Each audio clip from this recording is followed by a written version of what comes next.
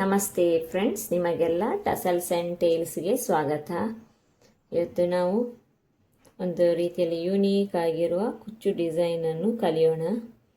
ಈ ಡಿಸೈನ್ ಮಾಡಲಿಕ್ಕೆ ತುಂಬ ಈಸಿಯಾಗಿದೆ ಮತ್ತು ಈ ಪ್ಯಾಟರ್ನು ಒಂದು ರೀತಿ ಡಿಫ್ರೆಂಟ್ ಆಗಿದೆ. ಬನ್ನಿ ಈ ಪ್ಯಾಟರ್ನನ್ನು ಹೇಗೆ ಮಾಡೋದು ಅಂತ ನೋಡೋಣ. ಶುರುವಿಗೆ 6 ಸ್ಟ್ಯಾಂಡ್ ಸಿಲ್ಕ್ ಥ್ರೆಡ್ ತೆಗೆದುಕೊಂಡು ಅದಕ್ಕೊಂದು ನಾಟ್ ಹಾಕಿ, ನಾಟು ಮೇನ್ ಫ್ಯಾಬ್ರಿಕ್ನ ಬ್ಯಾಕ್ ಸೈಡ್ ಬರುವ ಹಾಗೆ ಇಟ್ಕೊಂಡು ಒಂದು ಸಿಂಗಲ್ ಕ್ರೋಶೆ ಹಾಕಿಕೊಳ್ಳೋಣ. ನಾನಿವತ್ತು ಟೂಲಿಪ್ನವರ ನೀಡಲ್ ನಂಬರ್ 10.075 mm ಯೂಸ್ ಮಾಡಿಕೊಂಡಿದ್ದೀನಿ. ಒಂದು ಸಿಂಗಲ್ ಕ್ರೋಶೆ ಆಯಿತಾ. ಇನ್ನಿವಾಗ ಅದರ ಪಕ್ಕದಲ್ಲಿ ಇನ್ನೊಂದು ಸಿಂಗಲ್ ಕ್ರೋಶೆ ಹಾಕಿಕೊಳ್ಳೋಣ.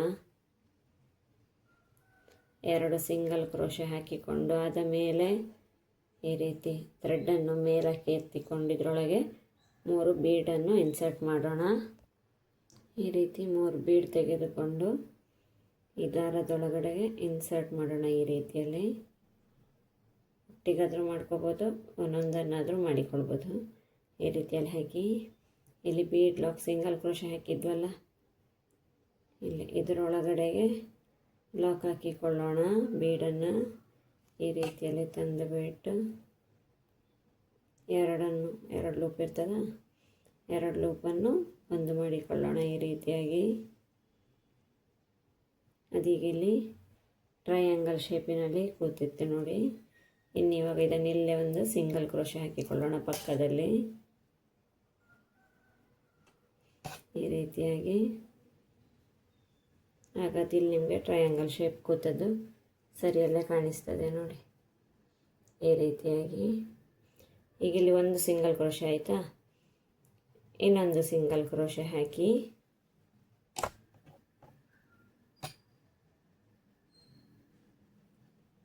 ಎರಡು ಸಿಂಗಲ್ ಕ್ರೋಶೆ ಆಯ್ತಲ್ವ. ಇನ್ನಿವಾಗ 2 ಸಿಂಗಲ್ ಕ್ರೋಶೆ ಆದಮೇಲೆ ಇಲ್ಲಿ ಒಂದು ಲೂಪ್ ಇದೆ ಅಲ್ವಾ, ಇನ್ನೊಂದು ಲೂಪ್ ತೆಗೆದುಕೊಂಡು ಇಲ್ಲೇ ಹಾಫ್ ಡಬಲ್ ಕ್ರೋಶೆ ಮಾಡಿಕೊಳ್ಳೋಣ. ಈ ರೀತಿ 3 ಲೂಪ್ ಇರ್ತದೆ. 3 ಲೂಪಲ್ಲಿ ಒಟ್ಟಿಗೆ ಹೊರಗಡೆ ತೆಗೆದರೆ ಹಾಫ್ ಡಬಲ್ ಕ್ರೋಶೆ ಆಗ್ತದೆ. ಈ ರೀತಿಯಾಗಿ ಹಾಫ್ ಡಬಲ್ ಕ್ರೋಶೆ ಆದಮೇಲೆ 3 ಚೈನ್ ಸ್ಟಿಚ್ಚು, 1 2 3 ಚೈನ್ ಸ್ಟಿಚ್ ಹಾಕಿ ಇಲ್ಲಿ ಮೇಲ್ಗಡೆ ಹಾಫ್ ಡಬಲ್ ಕ್ರೋಶೆ ಮಾಡಿದರೆ ತುದಿ ಇದೆ ಅಲ್ವಾ, ಇಲ್ಲ ಗೊತ್ತಾ, ಒಂದು ಪೀಕಾಟ್ ಹಾಕಿಕೊಳ್ಳೋಣ. ಈ ರೀತಿಯಾಗಿ 2 ಲೂಪ್ ಆಗ್ತದೆ. 2 ಲೂಪನ್ನು ಒಟ್ಟು ಮಾಡೋದು ಈ ರೀತಿಯಾಗಿ. ಇವಾಗ ಇನ್ನೊಂದು ಸತಿ ನೋಡಿಲಿ, ಸೂಜಿ ಮೇಲೆ ಒಂದು ದಾರ ತೆಗೆದುಕೊಳ್ಳುವ, ಇಲ್ಲೇ ಪಕ್ಕದಲ್ಲಿ ಈಗ ಡಬಲ್ ಕ್ರೋಶೆ ಮಾಡಿಕೊಳ್ಳೋಣ. ಇಲ್ಲಿಗ 3 ಲೂಪ್ ಉಂಟಲ್ಲ, 2ರಲ್ಲಿ ಒಂದು ಸತಿ, ಇನ್ನು 2ರಲ್ಲಿ ಒಂದು ಸತಿ ಡಬಲ್ ಕ್ರೋಶೆ ಆಯಿತು. ಇನ್ನಿವಾಗ 3 ಚೈನ್ ಸ್ಟಿಚ್ಚು, 1 2 3 3 ಚೈನ್ ಸ್ಟಿಚ್ ಹಾಕಿ ಇಲ್ಲೇ ಈ ಡಬಲ್ ಕ್ರೋಶೆ ಮೇಲ್ಗಡೆ ತುದಿ ಇದೆ ಅಲ್ವಾ, ಇಲ್ಲೇ ಒಂದು ಪೀಕಾಟ್ ಮಾಡಿಕೊಳ್ಳೋಣ. ಈ ರೀತಿಯಾಗಿ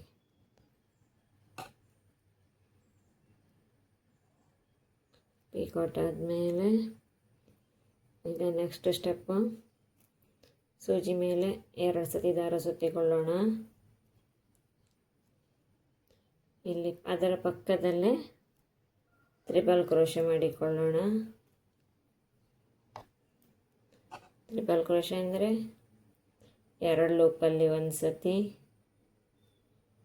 ಮತ್ತೆ 2 ಲೂಪಲ್ಲಿ ಒಂದು ಸತಿ, ಮತ್ತೆ 2 ಲೂಪಿನಲ್ಲಿ ಒಂದು ಸತಿ ತ್ರಿಬಲ್ ಕ್ರೋಶೆ ಆಯಿತಾ. ಇಲ್ಲಿ ಮಾತ್ರ ಇವಾಗ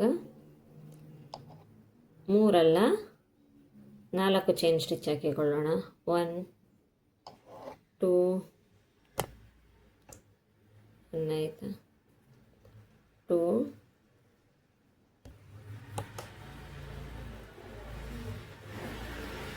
3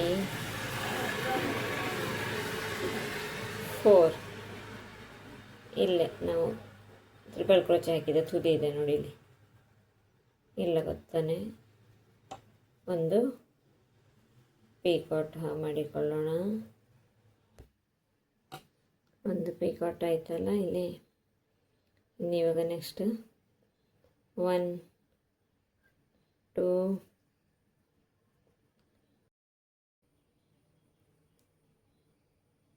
4 ಹಾಕಿಕೊಂಡು ಇಲ್ಲಿ ನಾವು ಸ್ಟಾರ್ಟ್ ಮಾಡಿದ್ವಾ, ಒಂದು ಪೀಕಾಟ್ ಹಾಕಿದ್ವಲ್ಲ ಇಲ್ಲಿ, ಅದರ ಪಕ್ಕದಲ್ಲಿ ಅಲ್ಲಿ ಇನ್ನೊಂದು ಪೀಕಾಟ್ ಹಾಕಿಕೊಳ್ಳೋಣ. ಈಗ 2 ಲೂಪ್ ಆಯಿತು, ಎರಡನ್ನು ಒಂದು ಮಾಡೋಣ. 2 ಪೀಕಾಟ್ ಆಯಿತು ಒಟ್ಟಿಗೆ. ಇನ್ನೊಂದು ಸತಿ 4 ಚೈನ್ 4 ಚೈನ್ ಹಾಕಿ ತೋರಿಸ್ತೀನಿ. 4 ಚೈನ್ ಸ್ಟಿಚ್ ಹಾಕಿ ಇಲ್ಲಿ ಇದೆರಡು ಪೀಕಾಟ್ ಮಾಡಿಕೊಂಡಿದ್ವಲ್ಲ ಇಲ್ಲೇ ತುದಿಯಲ್ಲಿ, ಅದೇ ಕಾಣ್ತದೆ, ಅದು ನೀವು ವರ್ಕ್ ಮಾಡ್ತಾ ಹೋಗೋ ಗೊತ್ತಾಗ್ತದೆ ನಿಮಗೆ. ಇಲ್ಲಿ ಬಂದುಬಿಟ್ಟು ಇನ್ನೊಂದು ಪೀಕಾಟ್ ಹಾಕಿಕೊಳ್ಳೋಣ ಈ ರೀತಿಯಾಗಿ. ಇವಾಗ ಇದೊಂದು ಸಣ್ಣ ಫ್ಲವರಿದು 3 ಪೆಟಲ್ಸಿನ ರೀತಿಯಲ್ಲಿ ಕಾಣಿಸ್ತದೆ, ಸಾಕು. ಇನ್ನು ಇವಾಗ ಇಲ್ಲಿ ಟ್ರಿಪಲ್ ಕ್ರೋಶದ ಗ್ಯಾಪಿನಲ್ಲಿ ಬಂದುಬಿಟ್ಟು ಈ ಪೆಟಲ್ಸನ್ನು ಫಿಕ್ಸ್ ಮಾಡಿಕೊಳ್ಳೋಣ ಈ ರೀತಿಯಲ್ಲಿ. ನೋಡಿ ಈ ರೀತಿಯಾಗಿ ಕಾಣಿಸ್ತದೆ. ಈ ರೀತಿ ಸಣ್ಣ ಫ್ಲವರಿನ ಪೆಟಲ್ಸ್ನ ಕಾಣ್ತದಲ್ವ. ಇನ್ನು ಈ ಉಳಿದಿರೋ ಟ್ರಿಪಲ್ ಚೈನಿನ ಗ್ಯಾಪ್ ಇದೆ ಅಲ್ವ, ಯಾಕಂದರೆ ಈ ದಾರ ನಮಗೆ ಕೆಳಗೆ ಹೋಗಬೇಕು ಅಂದರೆ ಇದರೊಳಗೆಲ್ಲ ಸಿಂಗಲ್ ಕ್ರೋಶೆ ಹಾಕಿಕೊಳ್ಳೋಣ. ಅದು ನಾವು ಹಾಕಿಕೊಳ್ಳುವ ಟ್ರಿಪಲ್ ಕ್ರೋಶೆಯ ಸೈಜಿನ ಮೇಲೆ ಡಿಪೆಂಡ್ ಆಗ್ತದೆ, ಅದರೊಳಗೆ ಎಷ್ಟು ಸಿಂಗಲ್ ಕ್ರೋಶೆ ಹಿಡಿತದೆ ಅನ್ನೋದು. ಸೊ ನಾನು ಹಾಗಾಗಿ ಇಲ್ಲಿ ಕೌಂಟ್ ಇಟ್ಟಿಲ್ಲ. ಕೆಲವರಿಗೆ 4 ಹಿಡಿತದೆ, ಕೆಲವರಿಗೆ 5 ಸಿಂಗಲ್ ಕ್ರೋಶೆ ಎಲ್ಲ ಹಿಡಿತದೆ ಇದರೊಳಗಡೆ. ಇದೇ ರೀತಿಯಲ್ಲಿ ಸಿಂಗಲ್ ಕ್ರೋಶೆ ಹಾಕಿಕೊಳ್ಳೋಣ. ನಾನು ನೆಕ್ಸ್ಟ್ ತೋರಿಸ್ತೀನಿ ಏನು ವರ್ಕ್. ನನಗಿಲ್ಲಿ 4 ಸಿಂಗಲ್ ಕ್ರೋಶೆ ಹಿಡ್ತಿದ್ದೆ ಇದರೊಳಗೆ. ಇನ್ನಿವಾಗ ಈ ವರ್ಕನ್ನು ಇಲ್ಲಿ ಒಂದು ಸಿಂಗಲ್ ಕ್ರೋಶೆ ಹಾಕಿ ಫಿಕ್ಸ್ ಮಾಡೋಣ. ಸಿಂಗಲ್ ಕ್ರೋಶೆ ಆಯಿತು. ಇನ್ನೀಗ ಪಕ್ಕದಲ್ಲಿ ಇಲ್ಲೇ ಇನ್ನೊಂದು ಸಿಂಗಲ್ ಕ್ರೋಶೆ ಹಾಕಿಕೊಳ್ಳೋಣ ಈ ರೀತಿಯಲ್ಲಿ. 2 ಸಿಂಗಲ್ ಕ್ರೋಶೆ ಆಯಿತಾ. ಇಲ್ಲಿ ಕೂಡ ಹಾಗೆ ನಾವು ಸ್ಟಾರ್ಟಿಂಗಲ್ಲಿ 2 ಸಿಂಗಲ್ ಕ್ರೋಶೆ ಹಾಕಿದ್ವಾ. ಇನ್ನು ಇವಾಗ ದಾರವನ್ನು ಮೇಲಕ್ಕೆತ್ತಿ ಇದರೊಳಗೆ ಬೀಡ್ ಇನ್ಸರ್ಟ್ ಮಾಡಿ ಬೀಡ್ ಲಾಕ್ ಮಾಡಿ ನೆಕ್ಸ್ಟ್ ಏನು ಮಾಡೋದು ಅಂತ ತೋರಿಸ್ತೀನಿ. ಇದಿಷ್ಟು ಒಂದು ಲೈನ್ ಆಗಿರ್ತದೆ, ಇದಿಷ್ಟಾದರೆ ಒಂದು ಲೈನ್ ಫಿನಿಶ್ ಆಗ್ತದೆ. ಇನ್ನಿವಾಗ ನಾನಿಲ್ಲಿ ಕುಚ್ಚು ಕಟ್ಟಲಿಕ್ಕೆ 4 ಚೈನ್ ಸ್ಟಿಚ್ ಹಾಕಿಕೊಳ್ತೀನಿ. 1 2 3 4 ಚೈನ್ ಸ್ಟಿಚ್ ಹಾಕಿ ಇದೆಲ್ಲಿಗೆ ಬರ್ತದೆ ನೋಡಿ, ಅಲ್ಲಿಗೆ ಒಂದು ಸಿಂಗಲ್ ಕ್ರೋಶೆ. ಇಲ್ಲಿ ಟಸಲ್ ಹಾಕಿಕೊಳ್ಳಿಕ್ಕೆ ನೆಕ್ಸ್ಟ್ ಇನ್ನೊಂದು ಸಿಂಗಲ್ ಕ್ರೋಶೆ ಹಾಕಿಕೊಳ್ಳೋಣ. ಅಲ್ಲಿಗೆ 2 ಸಿಂಗಲ್ ಕ್ರೋಶೆ ಆಯ್ತಲ್ವಾ. ಇನ್ನು ಇವಾಗ ಇದನ್ನು ದಾರದೊಳಗೆ 3 ಬೀಡ್ ಹಾಕಿ ಬೀಡ್ ಲಾಕ್ ಮಾಡಿ ಒಂದು ಸಿಂಗಲ್ ಕ್ರೋಶೆ ಮತ್ತು ಇನ್ನೊಂದು ಸಿಂಗಲ್ ಕ್ರೋಶೆ ಮಾಡಿ ನೆಕ್ಸ್ಟ್ ಈ ಸ್ಟೆಪ್ಪನ್ನೇ ಕಂಟಿನ್ಯೂ ಮಾಡೋದು. ನಾನು ನೆಕ್ಸ್ಟ್ ಈ ಸ್ಟೆಪ್ಪಿಗೆ ತೋರಿಸ್ತೀನಿ. ಈಗ ಬೀಡೆಲ್ಲ ಲಾಕ್ ಮಾಡಿಕೊಳ್ತೀನಿ. ಇವಾಗ ಇಲ್ಲಿ ನಾನು ಬೀಡ್ ಲಾಕ್ ಹಾಕ್ಕೊಂಡು 2 ಸಿಂಗಲ್ ಕ್ರೋಶೆನ ಹಾಕ್ಕೊಂಡಿದ್ದೀನಿ. ನೆಕ್ಸ್ಟು ಒಂದು ಹಾಫ್ ಡಬಲ್ ಕ್ರೋಶೆ ವರ್ಕ್. ನಾನು ಹಾಫ್ ಡಬಲ್ ಕ್ರೋಶೆ ಆದಮೇಲೆ ಟ್ರಿಪಲ್ ಕ್ರೋಶೆದು ಆ ತುದಿಯಲ್ಲಿ ಹೇಗೆ ಮಾಡೋದು ಅಂತ ಬೇಕಾದರೆ ಇನ್ನೊಂದು ಸತಿ ತೋರಿಸಿಕೊಡ್ತೀನಿ. ಈಗ ನನ್ನ ವರ್ಕನ್ನು ಇದೇ ರೀತಿಯಲ್ಲಿ ಕಂಟಿನ್ಯೂ ಮಾಡ್ತಾ ಹೋಗ್ತಾ ಇರ್ತೀನಿ. ಆ ಟ್ರಿಪಲ್ ಕ್ರೋಶೆ ಟೈಮಲ್ಲಿ ವಿಡಿಯೋ ಆನ್ ಮಾಡಿ ತೋರಿಸ್ತೀನಿ.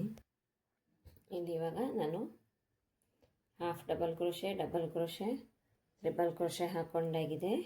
ಟ್ರಿಪಲ್ ಕ್ರೋಶೆದ ಮೇಲ್ಗಡೆ ನಾವು 4 ಚೈನ್ ಸ್ಟಿಚ್ ಯಾಕೆ ಹಾಕೋದಂದರೆ ಸ್ವಲ್ಪ ಪೆಟಲ್ ದೊಡ್ಡದಾಗಿ ಕಾಣಲಿ ಅನ್ನೋ ಉದ್ದೇಶಕ್ಕಷ್ಟೇ. ಅದು ಕೂಡ 3 ಚೈನ್ ಸ್ಟಿಚ್ ಹಾಕಿ ಮಾಡ್ಕೋಬೋದು. ಅಲ್ಲಿ 4 ಚೈನ್ ಸ್ಟಿಚ್ ಹಾಕೋದು ಒಂಚೂರು ಪೆಟಲ್ಸ್ ದೊಡ್ಡದಾಗಿ ಕಾಣಲಿ ಅಂತ. ಇಲ್ಲಿ ಟ್ರಿಪಲ್ ಕ್ರೋಶೆದ ತುದಿಯಲ್ಲಿ ಇಲ್ಲೊಂದು ಪೀಕಾಟ್ ಮಾಡಿಕೊಳ್ಳೋಣ. ಈ ರೀತಿಯಲ್ಲಿ ಎರಡರಲ್ಲಿ ಒಂದು ಮಾಡೋಣ. ಆಮೇಲೆ ಇನ್ನು repeat 4 chain stitch 3 4 4 chain stitch ಹಾಕಿ, ಅದು ಇಲ್ಲೊಂದು ಲೂಪಿನಾಗೆ ಆಗಿರ್ತದೆ. ನೀವಿಲ್ಲಿ ಒಂದು ಫಸ್ಟ್ ಇದು ಮಾಡಿಕೊಳ್ಳುವಾಗಲೇ ಅದರೊಳಗಡೆ ಇನ್ನೊಂದು ಪೀಕಾಟು. ಇಲ್ಲಿ 2 ಆಲ್ರೆಡಿ ಆಗಿದೆ ನೋಡಿ, ಕಾಣ್ತದೆ. ಇದೊಂದು ಈಗ ಥರ್ಡ್ 1 2 3 4 ಚೈನ್ ಸ್ಟಿಚ್ ಹಾಕಿ ಇಲ್ಲಿ ಇದರ ತುದಿಯಲ್ಲಿ ಇಲ್ಲ ಗೊತ್ತಾನೆ ಇನ್ನೊಂದು ಪೀಕಾಟ್ ಈ ರೀತಿ ಬರ್ತದೆ. ಎರಡರಲ್ಲಿ ಒಂದು ಮಾಡಿದರೆ ಆಯ್ತು ನೋಡಿ. ಇಲ್ಲೊಟ್ಟಿಗೆ 3 ಆರ್ಚಿನಾಗೆ ಕಾಣಿಸ್ತದೆ, ಒಂದು ಪೆಟಲ್ಸ್ ಇದು ಸಳ್ಳಿನಾಗೆ 1 2 3. ಇನ್ನು ಇಲ್ಲಿ ಈ ತ್ರಿಬಲ್ ಕ್ರೋಶದ ಒಳಗಡೆನೆ ಇದನ್ನು ಒಂದು ಸಿಂಗಲ್ ಕ್ರೋಶೆ ಹಾಕಿಬಿಟ್ಟು ಫಿಕ್ಸ್ ಮಾಡೋಣ. ನೆಕ್ಸ್ಟ್ ಇದರಲ್ಲಿ ಎಷ್ಟು ಸಿಂಗಲ್ ಕ್ರೋಶೆ ಆಗ್ತದೋ ಅಷ್ಟು ಸಿಂಗಲ್ ಕ್ರೋಶೆ ಹಾಕಿಕೊಳ್ಳೋಣ. ನನಗೆ ಇದರಲ್ಲಿ 4 ಸಿಂಗಲ್ ಕ್ರೋಶೆ ಹಾಕ್ಕೊಳ್ಳಿಕ್ಕಾಗ್ತದೆ. 2 3 ನಾನು 4 to 5 ಹಾಕಿಕೊಳ್ತೀನಿ. ಇನ್ನೊಂದು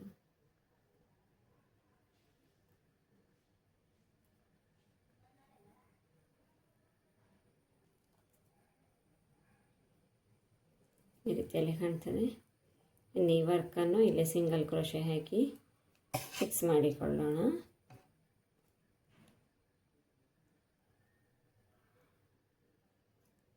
ಈ ರೀತಿಯಲ್ಲಿ ವರ್ಕ ಕಾಣಿಸ್ತದೆ. ಇನ್ನು ಸೇಮ್ ಈ ಬೀಡ್ ಲಾಕ್ ಹಾಕಿಕೊಳ್ಳೋಣ.